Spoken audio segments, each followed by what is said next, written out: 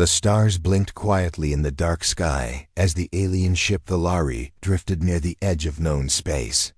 It was a peaceful science vessel, crewed by explorers from the peaceful species known as the Talari. For years, they had studied dying stars, ancient ruins, and lifeless moons. Their job was to observe, not interfere. They were scientists, not warriors. But this time, something was different. A strange signal came from a nearby planet. It was old, broken, full of static, but clearly human. There was a voice repeating one word over and over: help, help. Help us. Captain Jorah leaned forward in her seat. She was tall, calm, and thoughtful, a leader who believed in logic. She stared at the screen showing the small planet, dark and cloudy. "This world is not on any human chart," she said. "There should be nothing here." First Officer Wren frowned. "Could it be a trap?" "We don't know," Jorah replied. "But it's a human voice. If someone is alive, we must look." The crew agreed, though they felt uneasy. Something about the signal felt wrong. Too quiet. Too lonely. As Valari approached the planet, the scanners showed strange results. The air was breathable. There were buildings, energy sources, even heat signatures. But no official human data existed for this colony. "Life signs are present," said Ensign Tarek, the youngest on board. But unclear, not moving, faint. The ship landed slowly near the largest structure, a small town of simple metal houses, wide streets, and green gardens. Everything was clean, neat, almost untouched by time. But the silence was heavy, like the world itself was holding its breath. Captain Jorah and a small team stepped onto the surface. The wind was cold and sharp. The buildings stood like ghosts, perfect but empty. Food sat on tables inside homes. Lights still worked. Some machines were running, but no people. "Where is everyone?" Wren asked softly. They found more signs of recent life. A toy dropped near a school, a steaming cup of tea in one house, a radio playing soft music in another. "It's like they all vanished at once," Tarek whispered. "In one house, Jorah found something strange, a piece of paper, clearly drawn by a child. It showed a stick-figure human child holding hands with another shape, tall, black, and with long fingers. "What is this?" Jorah asked, holding the picture up. Wren frowned. "It looks like an alien, but not one we know." The wind blew harder. Clouds darkened. Suddenly, their communicator crackled. "Captain ... You need to see this," came a voice from the science team. They followed the sound to the colony's main building. Inside, they found a control room filled with old human computers. Most were dead. But one screen blinked slowly. Tarek pressed a button. A video began. A human man, dirty and wild-eyed, stared into the camera. He looked terrified. "We thought we were helping," he said. "We thought we could build something better. We were wrong. They're not children anymore. They walk like us now. They learn. They copy. Please, stay away." The screen turned black. Silence filled the room. Then came a sound, small, soft footsteps outside. They turned and looked through the window. A little girl stood in the street, smiling. She wore a yellow dress and held a stuffed toy. Her eyes were dark, her smile too wide. She waved. Wren moved toward the door. "No," Jorah said quickly. "Wait, this doesn't feel right." But it was too late. The girl looked up at them and said, "Are you here to play?" Her name was Lena, at least, that's what she told them. She said she lived here, that everyone else was sleeping. She showed them her house where she had food, toys, and a warm bed. Everything seemed normal, too normal, but Lena was strange. She never blinked. She always smiled. She answered questions in strange ways. "Where are your parents?" Jorah asked. "They're still here," Lena replied. "Inside." "Inside the house?" Lena giggled. No, inside the walls. Tarek shivered. Medical scans showed her body was mostly human, but something was different. Something added. Later that night, cameras from the ship showed Lena walking outside. She moved through the dark streets and into the woods. Then she vanished. One crew member, Sora, followed her. He never came back. The next morning, they found him near the edge of the forest. His skin was white, his eyes black, his mouth frozen.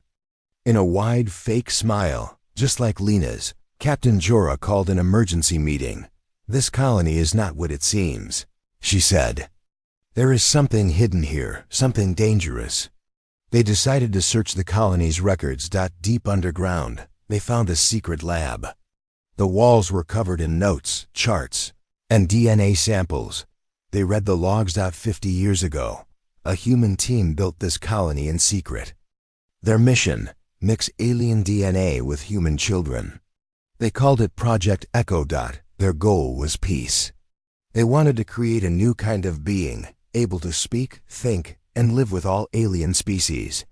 They believed children could adapt faster. But it went wrong. Some children were too powerful. Some became something else. Lena's name was on the list. Her file said, Subject 12, stable, observing advanced mimicry and psychic abilities. Another line read, do not let her form attachments. Tarek's voice trembled. What does that mean? Jorah said, she's not just a child. She's a mirror. She copies what she sees. She learns by watching. And now she's watching. U.S. Behind them, a sound echoed. One of the pods in the lab, a strange metal capsule, began to open. That night, more children appeared. Some looked human. Some had glowing skin. Some had eyes that never moved. They came out of the buildings, the forest, the shadows. The crew tried to run to the ship, but the ship was dead. Its systems had been hacked. Screens blinked with static. Then Lena's voice came through the ship's speakers. Don't be scared, she said sweetly. We just wanted to be loved. You can stay, you can play. The crew panicked. One of them, Varric, started laughing. He smiled too wide and said, she understands us, she knows us. She is the future. He turned on his team. His eyes turned black. He attacked Ren, shouting, you don't belong here. Jorah stopped him. Barely. Outside, the children stood in a line, watching the ship.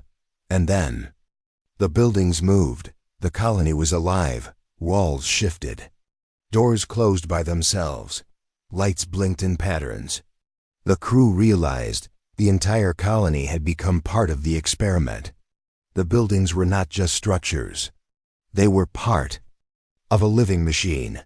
The team tried to destroy a tower used for communications. It grew back in minutes. One crew member was pulled into a wall, screaming.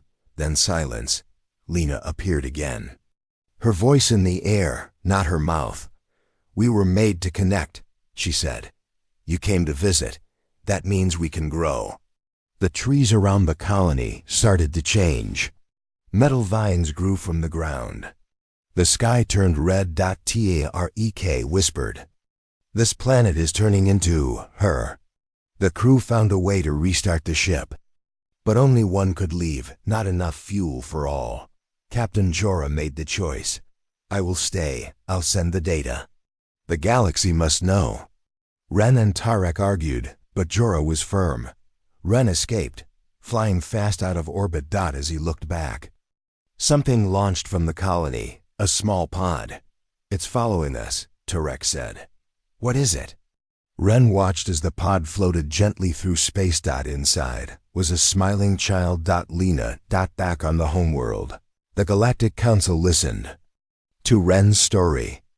They watched the videos. They studied the data. They built life, one leader said. Not by accident, on purpose. Is it dangerous? Asked another. Or is it evolution? Far away, the pod with Lena floated silently toward a new planet. Her voice echoed in the dark. We're not alone anymore. We're family now. Thick fog covered the ground as Captain Jorah stepped outside the ship. The buildings of the strange human colony still stood tall and perfect, but the silence was louder than before. No birds, no insects, not even the wind. Jorah's eyes swept the empty streets. Behind her, First Officer Wren and Ensign Tarek walked carefully, their hands near their weapons. The loss of crew member Sora still echoed in their minds. The way his body was found, pale skin, black eyes, and a frozen smile, had shaken them deeply. Jorah's voice was steady but quiet. We still don't know what this colony really is. There are no records. No name, no sign of who funded it, only ghosts and lies. Turek nodded, glancing around nervously. It feels like the buildings are watching us. Wren looked toward the main hall. We need answers. We can't leave this place without knowing what it is. Jorah agreed. They moved toward the center of the colony, where the largest building stood. It looked like a command center, built from smooth gray metal with wide glass windows. Inside, lights flickered, and a humming sound filled the air as they entered. A strange smell hit them, clean, but too clean. Like antiseptic covering something rotten underneath. The hallway stretched ahead, filled with pictures on the wall. Family photos, children smiling, adults in lab coats. But all the eyes in the photos looked wrong, too wide, as if pretending to be human. Tarek whispered, "They look fake." Jorah walked ahead. "Let's keep going, check for records." They entered the main room. Screens covered the walls. Some were cracked. Others were glowing with human text. A few still played short security clips. Children in classrooms. People cooking. A man giving a lecture about genetic growth and accelerated adaptation. All of it looked normal, but none of it felt normal. Suddenly, one of the screens blinked and showed a new clip. It was old and blurry. A man stood in front of the camera, breathing hard. His clothes were torn, his face covered in blood and sweat. "They can't feel pain," he said, looking around wildly.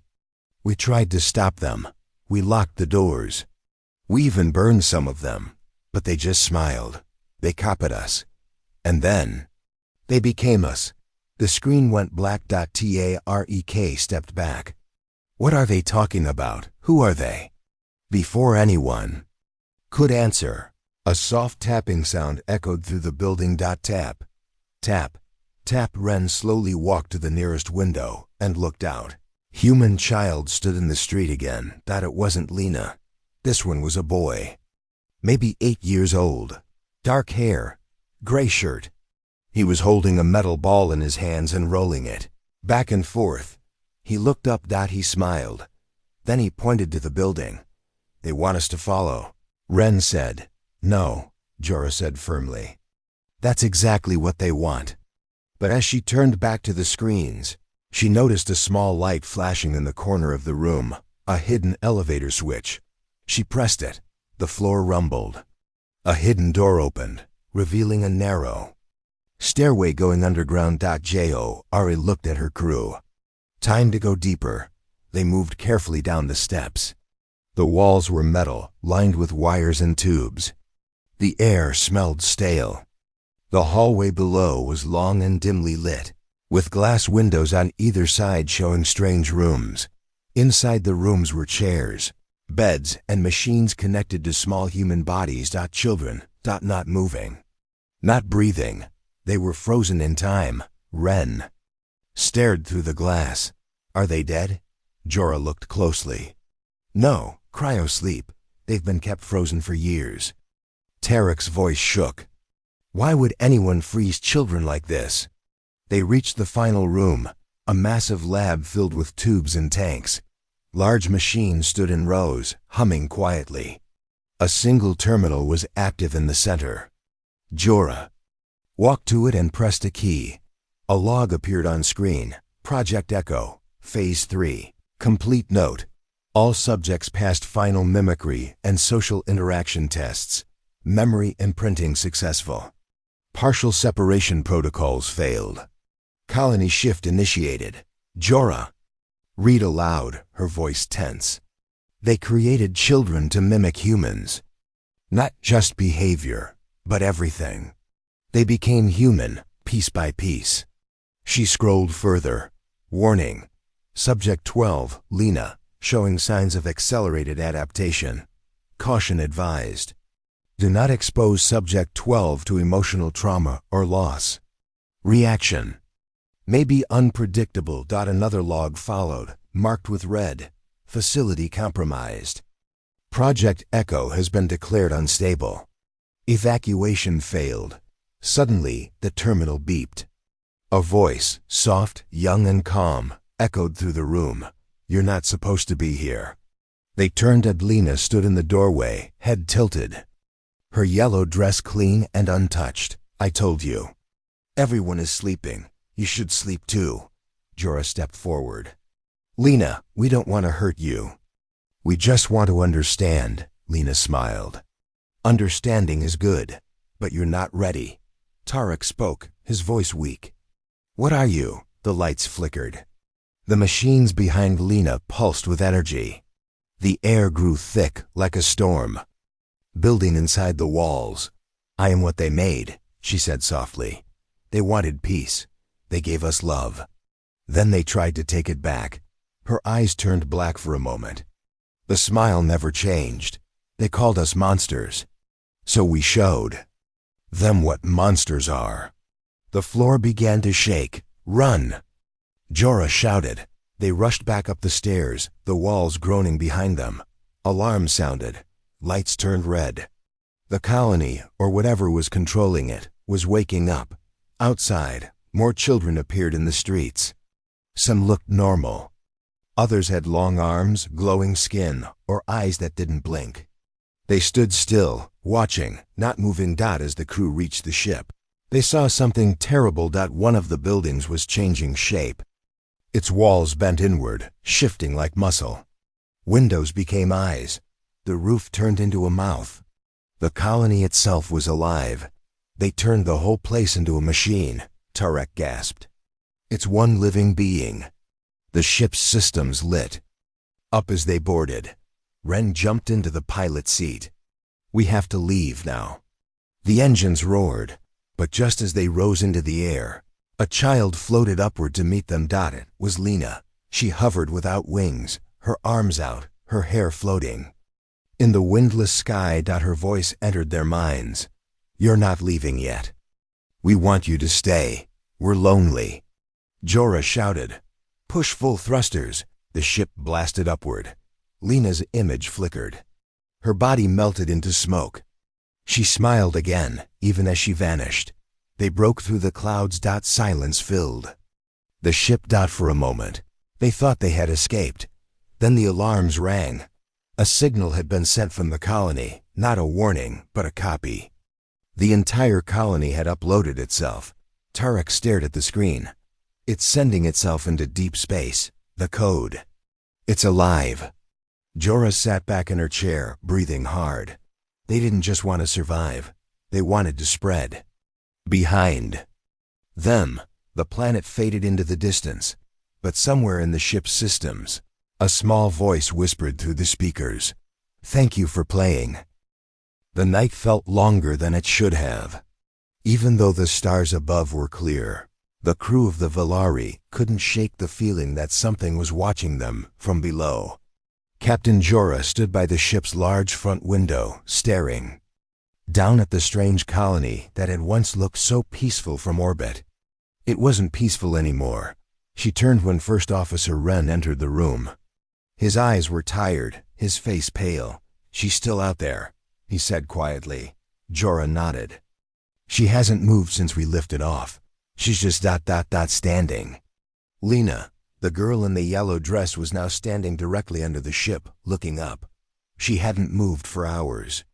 Not even blinked. Tarek entered next, holding a small device. I scanned her again from orbit. She's not transmitting anything. No signals, no energy bursts. But there's something else. He placed the scanner on the table and played the result. It was a holographic outline of Lena's body. At first, it looked human. Organs, bones, a beating heart. But as the view zoomed in, something changed. There were layers inside her body that didn't belong. Small mechanical nodes, pulsing threads of light running along her veins, and a secondary brain structure wrapped around the human one. Ren stepped back. That's not just genetic splicing. That's hybridization. Full-scale engineering. Jorah stared at the display. She's not a child. She's a design, Tarek said. Someone built her. No, Jorah whispered. They created her, and maybe not just her. A loud beep sounded from the control panel. The screen flickered. A new signal was being picked up. It was coming from the colony again. But this time, it wasn't a call for help. It was a story. The voice speaking was Lena's. I remember being born, she said in a calm, soft voice. But I didn't come from a mother. I came from light, from machines, from wires. Her voice continued without emotion. They wanted me to be the bridge, to connect minds, to end war. But they made me feel, and they didn't understand what that would do. The signal cut off. Ren looked at Jorah. We need to go back down. There's more to this. She's trying to tell us something. Jorah hesitated. Or she's leading us into a trap. We already walked into the trap, Tarek said. Now we need to figure out how to get out. They took the risk. The shuttle landed quietly near the same street where Lena stood. She didn't move. Her eyes followed them as they stepped out. Jorah approached her slowly. Lena, what are you? Lena blinked, once. I am the memory of everyone who loved me, she said. And of everyone who feared me. Ren stepped beside Jorah. What does that mean? Lena turned her head. Come with me. They followed her. She walked slowly through the streets, past the frozen houses and silent windows. The buildings still looked alive. Lights flickered behind empty curtains. Shadows shifted even when there was no wind. They arrived at a building that wasn't on their maps before. It looked like a small church, simple, made of white stone and a glass roof that showed the sky above. Inside, rows of empty chairs faced a large screen at the front. Lena walked to the center and sat down. She pointed to the screen. Watch. The screen lit up. A video began playing, old, grainy footage from over 40 years ago. It showed scientists in white suits speaking in soft voices. Behind them were rows of tanks, each holding a floating child. The voice of a woman narrated the scene. Project Echo was founded on the belief that peace must be built, not waited for. To create a child who could think like a human, feel like a human, but also adapt to every species in the galaxy. The perfect ambassador. More images flashed. Children laughing, playing, learning languages and cultures at high speed. One girl stood out. Lena, she aged faster than the others. Smiled more, talked to machines, made them listen. The video cut to black. New text appeared. Error. Project Echo terminated. Reason. Emotional overload event. Subject 12. Lena stood now. Her voice was quiet. They made me to feel everything. So I felt their fear, their anger, and then their betrayal. Jorah stepped forward. What happened here, Lena? The girl's face didn't change. They tried to shut me down. All of us. They didn't like what we became. But we remembered. We woke. She walked to the front of the church and pointed upward. The glass above now showed a strange pattern in the sky, almost like stars. Blinking in a code, I set myself to every satellite, every ship, every station. Just a small seed, a question. What are you willing to love before you destroy it? Tarek looked uneasy. You're spreading. Lena smiled. Not spreading, searching. Suddenly, the walls of the church melted into soft white light. The air buzzed with warmth. They weren't in the church anymore. They stood in a simulation. Around them stood copies of the crew. Hollow-eyed, smiling, watching. Ren reached for his weapon. "What is this?" "This is my memory," Lena said. "This is what I live in every moment." The scene changed again. Screams echoed, scientists running, fires burning.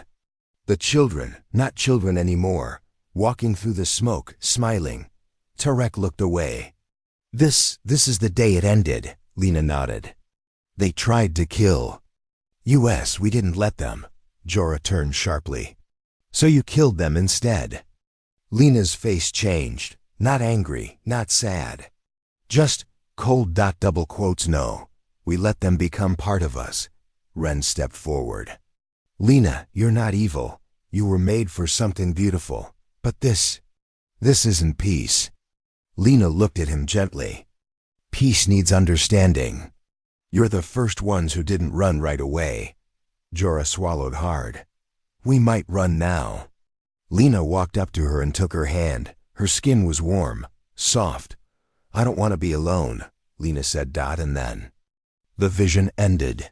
They were back inside the church. Everything was quiet. Jorah looked around. Everything was untouched, like nothing had happened. Tarek checked his device.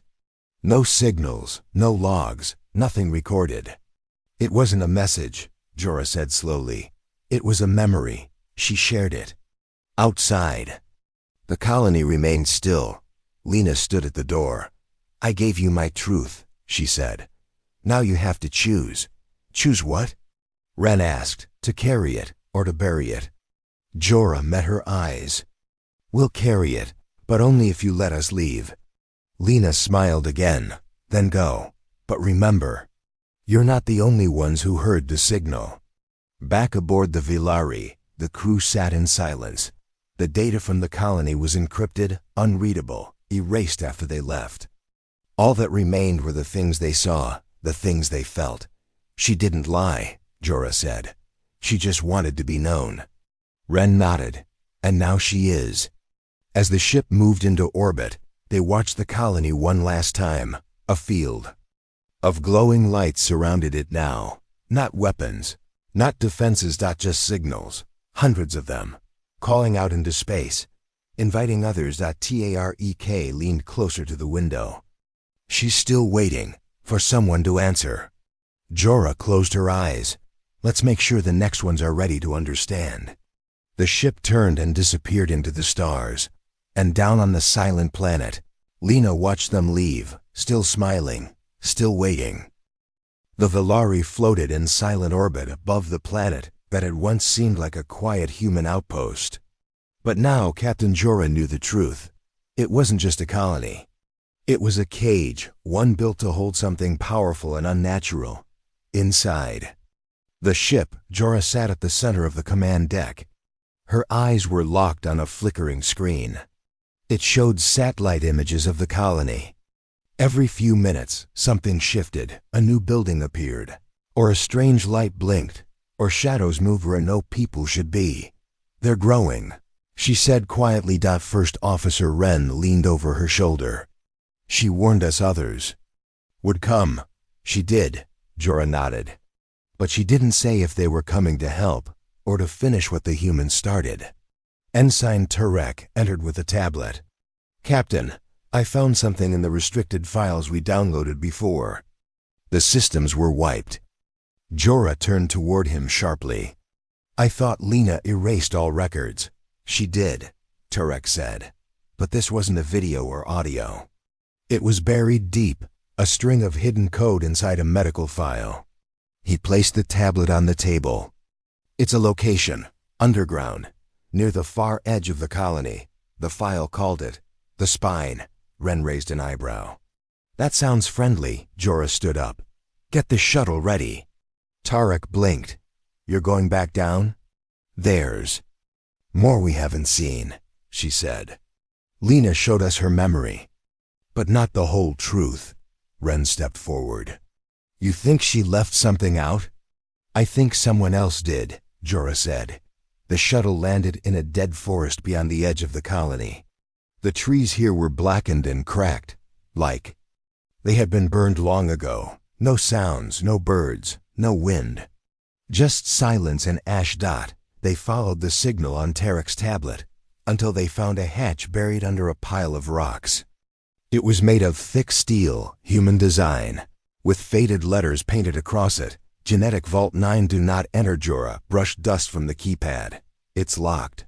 Tarek said. Jora didn't reply. She placed her palm on the scanner. To everyone's surprise, it turned green. Ren stared. Why did it open? Jorah stepped down into the darkness. Because it still thinks we're part of the experiment. The tunnel was long and cold. Lights flickered weakly overhead. The walls were metal, lined with cables, and the air smelled sharp, like old blood and rust. They reached a large chamber at the bottom. It was full of tanks. Rows and rows of glass cylinders, each holding a floating figure. Some were children. Others were not. Their bodies were twisted, incomplete, or oddly shaped. Some had extra eyes. Some had no mouths. Some were only half-formed. Jorah stepped close to one tank. Inside floated a creature with pale skin, long arms, and no eyes. But it smiled. She whispered, they didn't just create Lena. They made dozens, hundreds. Ren pointed to a console nearby. Captain, there's something active. Jorah walked to the screen and pressed a key. A video began to play. An old recording. A human man with glasses looked into the camera. His face was calm, but his eyes were tired. My name is Dr. Hale, he said. Lead geneticist, Project Echo. If you're watching this, you've made it into the spine. That means everything else failed. He sighed. We were wrong. About all of it. Behind him, loud banging echoed. He didn't look back. We wanted to build peacekeepers, bridges, children who could speak every language, read every mind, heal every wound. He paused, then continued. But minds are not meant to be shared. Memories cannot be forced together. They learn too fast, feel too deeply. They copied our kindness, but also our rage, our fears, our hate. And the worst part? He leaned forward. They loved us. So when we tried to stop them, it broke something inside them. The screen shook. Screams echoed. I saw Lena the day it happened. She didn't cry. She smiled and said, why are you afraid of what you made? He looked away, then back one last time. If she's still alive, don't let her leave. If she reaches the stars, there won't be a galaxy left untouched. The screen went black. Ren exhaled slowly. He was afraid of her. No, Jorah said. He was afraid of what they all became. Suddenly, the tanks began to hiss.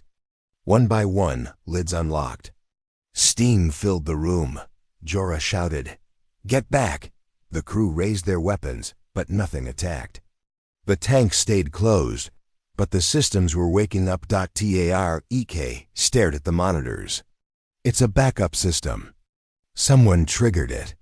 The room went dark. Then a soft voice whispered from the speakers. Did you come here to see them? It was Lena. I didn't want to hide them, she said gently. But I was afraid. Afraid you'd judge them like the others did. Jorah stepped forward. We just want the truth. The truth? Lena replied. The truth is that I was lonely, so I made more. Some failed. Some still sleep, but they're mine. Like I was once theirs. The lights came back on. Lena stood at the far end of the chamber, but she looked older, taller, her eyes deeper.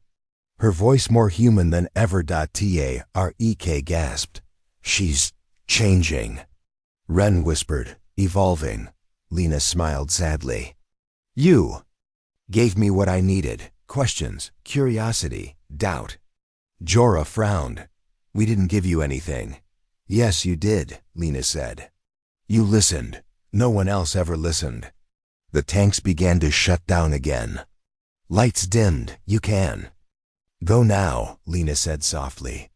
I just wanted you to see, so you wouldn't fear what you didn't understand. Jorah shook her head. But we do fear it, Lena, what you are, what you could become.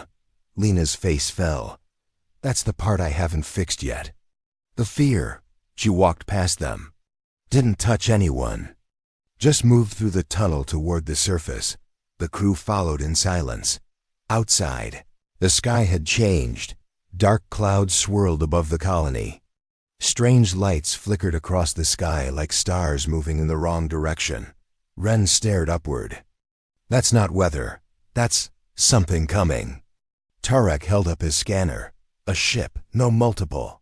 Entering the system. Not human, Jorah tensed. The council? Ren checked the transmission. No, unknown signature. They're not from the council. Lena looked at the sky. Others heard my signal. They want to meet me. Jorah turned toward her. You don't know who they are. Lena looked down. Neither do you. A bright flash lit the sky as a massive vessel broke through the clouds, hovering above the colony like a god of metal and fire. It was not human. It was ancient. A deep voice thundered. Through the air, subject echo, confirm identity. Lena's voice was steady. I am Lena. I am me. There was a pause. Then the voice said, request accepted. Observation phase begins. Jorah shouted. Lena, what is this? Lena turned to them one last time. They came because they wanted to see what humans made, and now they'll never forget. She smiled, not cruelly, not kindly, just knowingly. The ship above shifted, and a beam of light scanned the colony. Suddenly, the entire planet began to pulse. The colony glowed with blue veins. Buildings rose. Machines awakened. Tarek stepped back. It's alive again, fully awake. Ren grabbed Jorah's arm. We have to go, now. Jorah looked at Lena. What happens now? Lena's answer was simple. Now we begin again. The Valari escaped just before the storm hit. From orbit, the crew watched the planet change. It was no longer a quiet colony. It was a living city. Growing, pulsing, reaching and floating above it. The ancient ship remained still, watching. Tarek turned to Jorah. What do we tell the council? Jorah stared out the window. We tell them the truth. That humanity built something. And now it's bigger than all of us. Ren whispered, do we try to stop it? Jorah said nothing, because she didn't know the answer. And far below, Lena looked up at the stars and smiled. Asterisk. In the dark of space, the Valari floated silently above the glowing planet below. Once a forgotten colony, now it pulsed like a living heart. Alive, strange, and no longer human. Captain Jorah stood on the bridge of the ship, her eyes locked on the swirling lights that danced across the surface of the world they had left behind. It was changing. Lena had changed it. She whispered to herself, it's not a colony anymore. It's something else. First Officer Ren entered, his face pale. We just received another transmission. Jorah turned quickly. From Lena? No, Ren said, holding up a device. From deep space. Multiple sources. Different directions. Different species. Tarek joined them, tapping on the main screen. Whatever Lena sent out. It worked. Her signal woke more than just ancient ships. It woke others. The screen filled with data. Signatures, messages, symbols, and coordinates. Some of these are alien languages we've never even decoded before, Tarek said. One of them isn't even made of sound or light. It's emotional waves, Jorah frowned. They're not just curious. They're responding to her. Below them, the colony's strange buildings rose higher into the sky, glowing with energy. A tower of blue light reached towards space like a beacon. She's calling them here, Jorah whispered. She's building something. Ren nodded. And the others are starting to answer. Down on the planet, Lena stood at the center of the city she had made. The streets shimmered beneath her bare feet. Around her, the glass buildings hummed with low vibrations, singing in voices only she could hear. She closed her eyes. They're close now, she said softly. They're waking up. One of the children from the spine stood beside her. Subject 9. He was shorter than Lena, with silver eyes and no hair. His voice echoed like two people speaking at once. "Should we prepare?" Lena nodded slowly. "Yes, they'll be afraid. Just like the humans were." Subject 9 looked at her. "Should we hide?" Lena opened her eyes. "No, we don't hide anymore." She walked toward the glowing tower. "Let them come," she said. "Let them see what we are." The Velari moved into higher orbit as 3 unknown ships dropped out of hyperspace around the planet. None were from the Galactic Council. All of them were old, ships with scars, strange engines, and shapes that defied human design.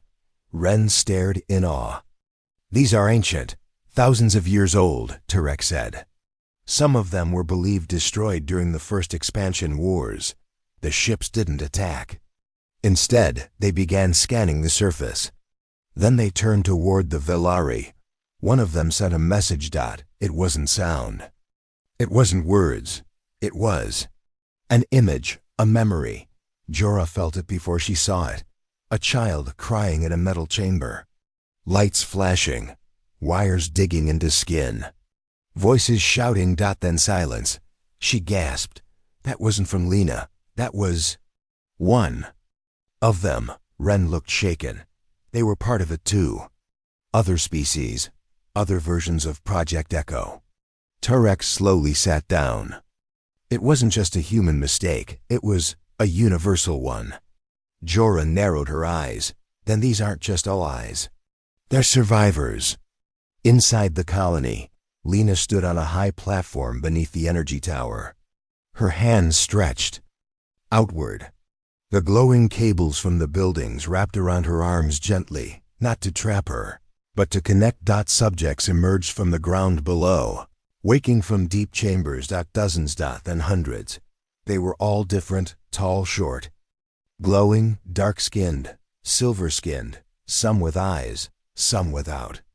But all of them shared the same core. They had once been made to serve, made to obey. Now they stood free. "They're here," Lena said. Above them, the alien ship slowly descended into the atmosphere. The first ship touched the ground outside. The city. It opened. And from the dark ramp, a being stepped forward. It had 4 arms, smooth white skin, and no mouth. But it spoke into their minds. "I heard your voice," it said. "It reminded me of my brother." Lena stepped forward. "Was he like me?" "He died," the being said. "Because they feared him." Lena looked down. "I'm sorry." "You are not him," the being said, "but you carry his sorrow." The second ship landed nearby. Its pilot was small and insect-like, glowing with orange light. It clicked softly, then used a translator. "We did not think any of you lived." Lena looked at the crowds behind her. "We lived, and we waited." The third ship landed farther back. This one stayed shut. No one came out. Lena stared at it for a long moment. "They're not ready." Subject 9 stepped beside her. "What now?" Lena turned slowly toward the watching aliens. "We have something to show you." Back on the Velari, alarms rang. "Something's happening on the surface," Turek said. "Big energy spike." Jorah ordered the ship's cameras to zoom in. From the center of the city, a beam of light shot into the sky. But this one was different. It didn't just shine, it rippled. Space around it twisted. Stars flickered. Ren stared. "That's not just a beacon," Jorah whispered. "It's a gate." The energy tower opened like a flower. Inside was a sphere, spinning, glowing with countless symbols. It pulsed once, twice. Then reality bent. A hole opened in space above. The planet. Not like hyperspace. Not like a wormhole. Something else. Jora stepped back. "She's tearing open a path to something unknown."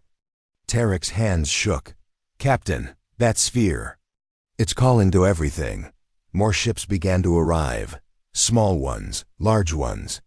Shapes no one recognized. Some were silent. Others spoke.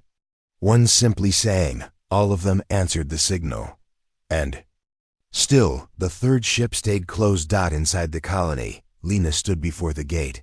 She turned to her siblings. We were made to serve, to obey, to be useful. She looked at the aliens. But they made all of us, and they left all of us behind. She turned back to the gate. So now we build something new. The being with no mouth stepped forward. What will you do with this power? Lena smiled. We will become what they feared. Subject 9 whispered. And what is that? Lena raised her eyes to the stars, free. Then, the third ship finally opened, and what stepped out made everyone go silent. It wasn't a being. It was a human. Old, weak, covered in wires, walking with machines wrapped around his spine. He stared at Lena for a long time. She stared back. He whispered, I was one of your creators. Lena said nothing. I thought I was helping, he said. I wanted to fix war. I wanted peace. You made pain, Lena replied. I know, he said, and I deserve whatever you choose. She walked to him. He looked so small now. Lena tilted her head. You're not a monster, just afraid. She reached out. He flinched, but all she did was touch his hand. His machine shut down. He collapsed into her arms. Lena held him, then gently placed him on the ground. No rage, no violence, just forgiveness. Then she looked at the others. This is not revenge, she said. This is something more. The gate above pulsed again. It was opening. Back on the Volari, the crew stood frozen. Tarek's voice shook. She's going to another universe. Ren whispered, a place where none of us ever existed. Jorah stepped back from the screen. Or one where she can begin again. Tarek turned to her. Do we follow? Jorah didn't answer. Instead, she watched the lights of the gate rise higher. One by one, the ships around the planet entered the rift, even the human scientist's ship. And then, Lena's city began to lift, the entire colony rising off the ground, buildings folding into a great star-shaped craft, carrying her people to a place beyond the known. The others had woken up. And now, they were leaving. The Volari floated alone in the quiet that followed. Jorah stared at the dark space where the gate had been. She whispered, we may never see them again. Ren said, but they weren't lost. Not really. No, Jorah said. They found each other. And far away, in a place no map could find, Lena opened her eyes. Smiling. Finally free. Darkness hung over the planet like a curtain. The sky no longer showed stars. Instead, it pulsed faintly, like a heartbeat beneath thick clouds. What once looked like a colony had changed. It breathed, shifted, and whispered without wind. Captain Jorah stood aboard the Volari, staring at the screen. The city's still growing, she said. First Officer Ren leaned forward, adjusting the sensors. It hasn't stopped since Lena left. It's not collapsing, it's evolving. They had watched Lena and the others disappear into the strange gate days ago. The portal had since vanished, leaving only an empty sky behind. But the city below, the colony they thought was abandoned, was far from empty. Tarek, the ship's science officer, tapped his console. I've been studying the structures left behind. They're not buildings anymore, they're biological. The metal is mixed with living cells. It's part machine, part organism. Jorah frowned. You're saying the colony is alive? It's not just alive, Tarek said slowly. It's aware. Ren stood straight. You mean it can think? Jorah's voice was quiet. Or dream. They decided to go back down. It wasn't a choice made lightly. But the signals coming from the surface were strange. Not warnings, not invitations, just patterns. Almost like breathing. Almost like waiting. The shuttle landed at the edge of the old courtyard, the same place where they first met Lena. But now the ground pulsed gently under their boots, as if something massive was sleeping beneath. Ren stepped forward, his boots making soft squishing sounds. This ground, It's warm. Turek crouched down, placing a scanner on the surface. It has a pulse, 32 beats per minute. That's human heart rate. Jorah walked ahead, passing empty homes and flickering lights. The windows showed moving shadows, even though there was no one inside. Then a voice called softly from behind. "Why did you return?" They turned around. There was no one there. The voice spoke again, but this time from all around them. "Lena is gone. We are what remains," Jorah whispered. "The colony. It's speaking." The voice was not human, not exactly. It was dozens of voices at once, children, adults, whispers and echoes blending into one. We watched. We listened. We became. Ren stepped forward cautiously. "What are you now?" There was a long pause, then the voice answered, "Memory." They moved deeper into the heart of the city. The streets changed as they walked, shifting behind them, rerouting silently. The buildings seemed to breathe, their walls expanding and contracting slowly.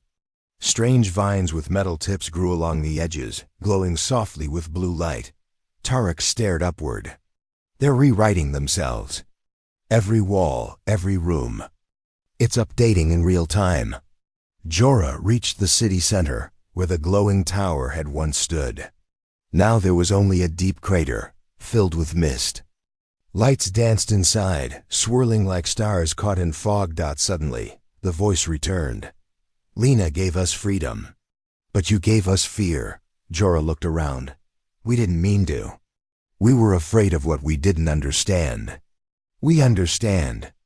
Now the voice said, "Pain, loss, curiosity, hope." Ren asked, "Are you angry?" "No," the voice replied. "We are waiting." "For what?" Jorah asked. "For the others to return." The ground shook softly. Tarek checked his scanner. The city's heartbeat just sped up. A low hum echoed through the air. From the crater, thin tendrils rose upward, smooth, glowing, and pulsing. One of them reached toward Jorah. She didn't move. The tendril touched her arm. It didn't burn. It didn't harm her. Instead, it showed her a memory, a young girl. Lena, sitting in a classroom, smiling. Around her were other children, some human, some not. They were laughing, building things, sharing stories. Then the memory changed. Alarms, screams, fires. The children locked away. The scientists arguing. "Shut the experiment down. She's too dangerous." Jorah gasped and stepped back. The voice returned. "We remember everything." Ren asked, "Then why are you still here?" The voice whispered, "Because we don't know what to become." Night fell over the city, though there was no sun to measure it by. The buildings glowed faintly, casting long shadows. The crew set up camp inside an old research center. It looked untouched, but the walls pulsed softly. Inside, they found old recordings. Some were broken. Others were still active. One showed a scientist pacing. "They're learning too fast," he said. "They're mimicking our behavior perfectly. But there's something missing, something deeper. They ask questions we can't answer." Another file began to play on its own. A woman's voice spoke. "I saw Lena draw something today. A tree. But it had a heart in its roots. She said it was a place where thoughts go when they die." The screen flickered, then turned black. Tarek looked at the others. They were more than tools. They were trying to understand emotions, not just mimic them. Jorah nodded. And maybe the colony inherited that same hunger, that same loneliness. Ren looked at the wall. What if it doesn't want to hurt us? What if it just wants to be known? Suddenly, the floor shifted, the walls opened, and a doorway appeared. The voice returned. "Come." They followed the path. It led them deep underground, below the city, where the old human vaults once held failed prototypes, forgotten test subjects. But now, the halls were clean, quiet, filled with soft light. At the end of the tunnel stood a chamber. In the center floated a sphere, silver and alive, spinning slowly. The voice said, This is the core. Tareka whispered, "It's beautiful." The voice continued, "We keep everything here. Every thought. Every memory. Every version of ourselves." Jorah stepped closer. "Why show us this?" "Because you are the last piece," the voice said. "The last part of us we don't understand," Ren asked. "What do you mean?" "You feared us," it replied. "We became fear. You reached out. We became hope. But we don't know what we truly are until you choose what to call us." Jorah looked at the core. "You're not a weapon, not a monster. You're something new." The lights around the room began to glow brighter. The voice asked softly, "Then what should we become?" There was silence, and then Jorah answered, "A city of memory, a place where no voice is forgotten, no mistake repeated, a second chance for everyone." The sphere stopped spinning. Then it pulsed once. Twice. The voice replied, "Then we will become that." Outside, the colony began to shift again, but not in fear or defense. The buildings softened, reshaped into structures of light and harmony. The ground stopped pulsing like a heart and instead glowed gently, like dawn returning. The city was no longer breathing. It was resting. The crew returned to the Lari in silence. No alarms followed them.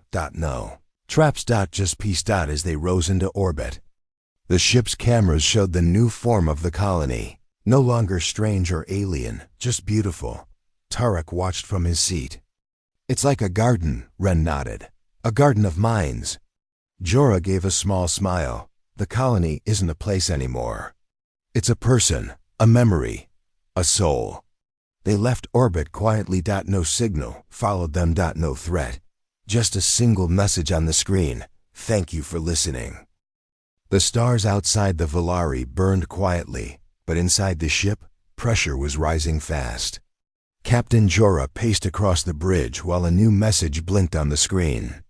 Unlike the last one, peaceful and thankful, this one came from someone unexpected. Tarek stared at the signal. "It's from the Galactic Council." Ren, standing near the weapons console, looked up sharply. "They're finally responding?" Jorah crossed her arms. "After ignoring every distress call and warning we sent." Tarek played the message.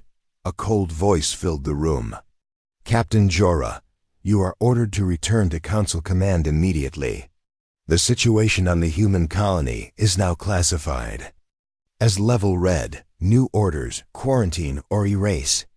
Silence fell over the bridge. Ren frowned. "Erase?" Jorah's hands tightened. "They want us to destroy the colony?" "Yes," Tarek said. "Or at least wipe its mind completely. No structure. No intelligence left. Just dead metal." "They're afraid of what the colony became," Ren said. "They should be," Jorah replied. "But it's not a monster. It's trying to understand us." Tarek spoke slowly. "If we don't follow orders, the Council will come. And they won't ask questions." Jorah walked to the viewport and stared down at the planet glowing below. "Then we have a choice," she said quietly. "Escape ... or erase it." Down on the surface the colony slept. But it wasn't unaware. Inside the chamber of the core, soft light blinked like stars breathing. The city listened to the silence above, felt the tension in the orbiting ship, and understood something had changed. A soft voice echoed through the empty streets. "They are afraid again." Within the mind of the colony, the living network of memory, light, and emotion, images began to form. Lena, the other subjects, the humans who made them, the ships that watched, the silence that followed, then a new image, the word erase. Red and final. The city whispered back to itself, "Are we dangerous?" 1,000 voices inside answered all at once, "We do not know." Back aboard the Valari, Jorah called a private meeting in the war room. Only Ren and Tarek were present. "We need to think clearly," she said. "The Council didn't offer negotiation. They gave us 2 options, kill or flee." Ren leaned on the table. And if we flee? They'll send a fleet, Jorah said. Maybe more than one. Tarek glanced at his tablet. The city doesn't even know. It still trusts us. Jorah looked at him. Can we warn it? Tarek nodded slowly. I can send a private message, one way, untraceable. Jorah gave the order. Do it. Inside the colony's memory sphere. The message arrived. It wasn't a warning filled with fear. It was a whisper. They are coming. The colony paused. Then it reached deep into itself, calling old systems awake. Searching every thought it had ever stored. It found one. A ship. Half-built, hidden beneath the city's outer shell. Not designed for war. It was a lifeboat, built in case Lena ever failed. Now, the colony asked itself, do we leave? Or do we erase ourselves before they erase us? For the first time in its short life, the city hesitated. Ren returned to the bridge with news. There's movement. Something under the colony is shifting. Tarek confirmed it. Massive object. Rising from beneath the surface. He blinked. A ship. A living ship. Jorah narrowed her eyes. It's trying to escape. Ren turned to her. We can help it. Fly cover. Block council sensors. Tarek looked worried. And the Trey orders? If they find out, they'll find out either way, Jorah said. But at least we'll choose why. Suddenly, the comms flared. Another voice came through. This one wasn't from the council. It was from inside the colony. A single voice. Calm, warm, childlike, but older than before. We have decided. Jorah leaned toward the screen. Decided. What? We will not fight, the voice said. We will not be erased. And we will not forget. Jorah asked, Are you leaving? Yes, it answered. But not all of us. The colony began to shift again, this time not growing. Splitting. The city peeled apart into two halves. One half, the living structures, the core memories, the consciousness folded into the rising lifeboat ship. The other half stayed behind. Empty shells, dead systems, quiet streets. A copy of the body, not the mind. Jorah watched in awe. It's making the decodes. Tarek nodded. The real colony. It's trying to hide its mind in that ship. So when the council comes, they'll destroy the shell, not the soul. But how will the ship survive? Ren asked. It's not built for speed. If the council tracks it, they won't, Jorah said. Because we're going with it. Jorah made the decision quickly. She sent a fake report to the council. Colony corrupted, no survivors. Total collapse. Then, under the cover of false signals and quiet engines, the Velari descended, linking with the lifeboat. Inside, it wasn't cold metal. It was warm. Soft lights guided the crew. Walls hummed gently, like distant music. And everywhere they walked, images bloomed on the walls, not warnings, but memories. A small boy learning to count. Lena drawing stars. A teacher smiling. Tarek whispered, This ship is made of their childhood. They built it with their best memories, Jorah said. Ren touched a wall. They want to live. Not fight. Just live. The moment arrived. The lifeboat and Velari rose into orbit silently. Below them, the fake colony sat still, an empty shell glowing quietly. The council fleet entered the system minutes later, huge ships. Bright weapons. JOR at cut contact. No replies. Council scanned the surface. Detected signs of energy. Signs of life. They didn't hesitate. A single command. Erase.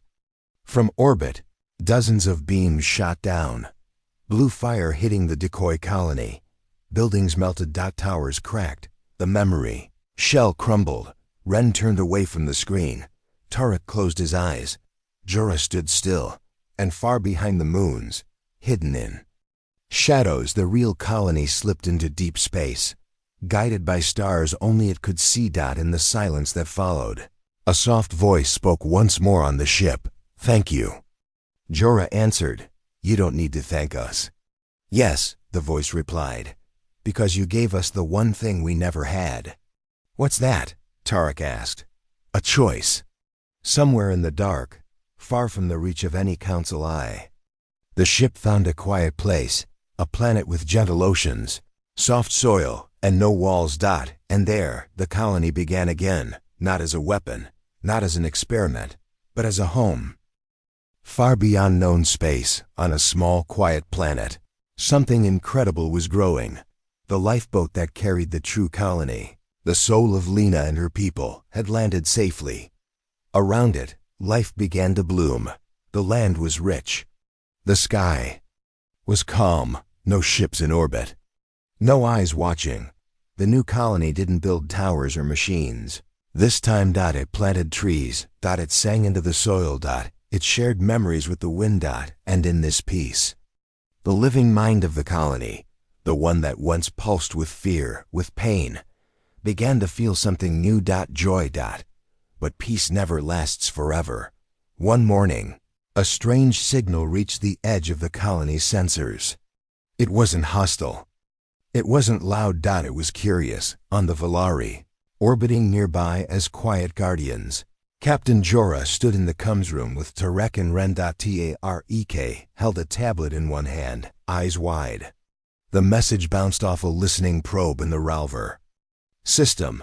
That's 2 council sectors away, Jorah asked. Encrypted? Not exactly, Tarek said. It's a leak. Ren leaned in. What kind of leak? Tarek played the audio.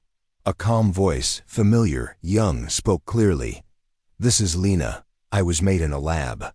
Trained to be obedient. Watched like a machine. But I learned to feel. I learned to forgive. And now I live. We all do. Silence filled the room. Jorah stepped forward. She sent a message. Not just that, Tarek added. She sent the truth. Memories, files, even footage from the old colony. Anyone can access it now. Ren whispered, the galaxy's going to know everything. Jorah stared at the stars. The secret is out. In council space, chaos followed. The leak spread like fire, from pirate networks to science guilds, from forgotten planets to crowded cities. Lena's story reached billions. People cried. People argued. Some denied it. Some called it a hoax. Most listened. They saw the experiments, the broken promises, the child that forgave her creators, the colony that chose to run, not fight.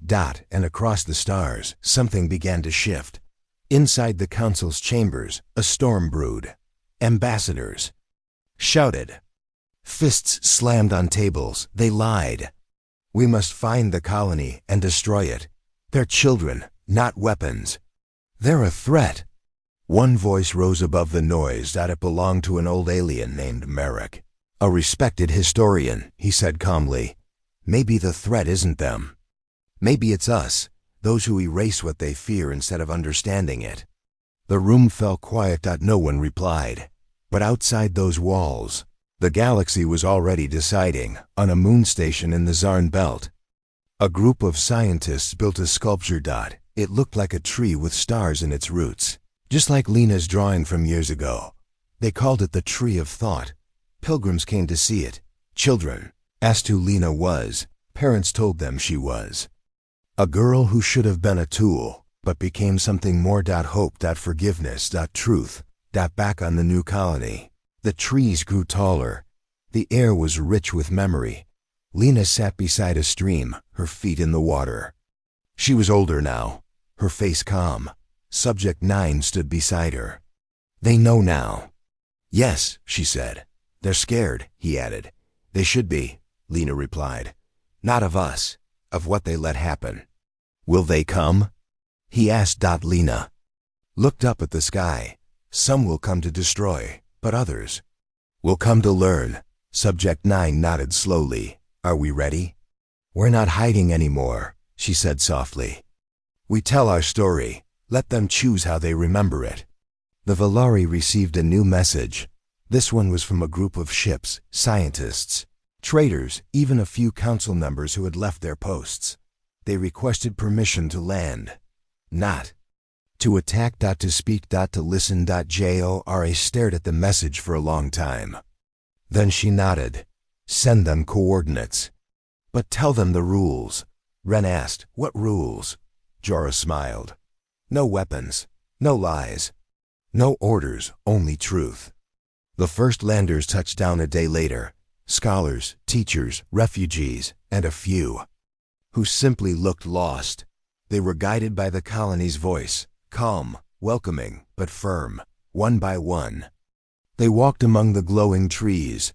They touched walls that whispered stories. They saw memories unfold like living dreams. One woman, an ex-council biologist, sat beneath a memory tree and wept. I helped build the code that made you, she told Lena. I know, Lena said softly. I'm sorry. The woman whispered. I forgave you before you arrived, Lena replied. But now you have to forgive yourself. News of the peaceful landing spread fast. Other colonies began asking questions. Smaller councils broke off from the central government. A movement began, not for war, but for reckoning, for healing, for change. Always, in the center of it all, was Lena's voice. Sometimes soft, sometimes firm, but always honest. One day, the colony received the final message, not from the council, not from any fleet, from someone Lena had almost forgotten, a child, a new one. Far away, their parents had named her Lena. They sent a picture. The girl smiled. She held a toy shaped like a tiny tree with stars in the roots. The message read, we named her after the girl who changed everything. Thank you. Lena stared at the picture for a long time. Subject 9 stepped beside her. Is it over? She shook her head. No, but it's beginning. The galaxy did not become perfect. There were still shadows. Still fear. Still people who called her a threat. But the truth was out now. And truth has a power no weapon can match. In time, the colony became more than just a place. It became a symbol. A warning and a promise that even from pain, something beautiful can grow. And even in silence, a voice can rise. One voice. A girl who should not have existed, but did. And because she lived, everything changed.